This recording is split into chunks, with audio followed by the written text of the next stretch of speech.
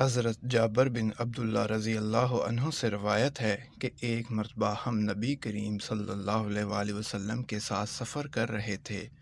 آرام کی غرض سے حضور صلی اللہ علیہ وآلہ وسلم ایک کھجور کے سائے بیٹھے تو اچانک ایک کالا سانپ آیا تو آپ صلی اللہ علیہ وسلم کے پاس پہنچ کر اپنا منہ آپ صلی اللہ علیہ وآلہ وسلم کے کان کے قریب لے گیا۔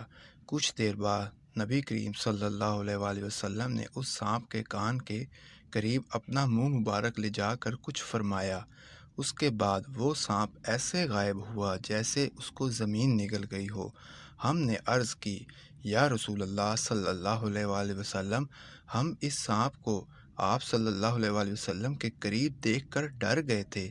تو آپ صلی اللہ علیہ وآلہ وسلم نے فرمایا کہ وہ جانور نہیں بلکہ جن تھا، فلاں سورت کی چند آیت بھول گیا تھا، انہیں آیت کی تحقیق کے لیے جنات نے اسے بھیجا تھا، تم لوگ موجود تھے اس لیے وہ سانپ کی شکل میں آیا۔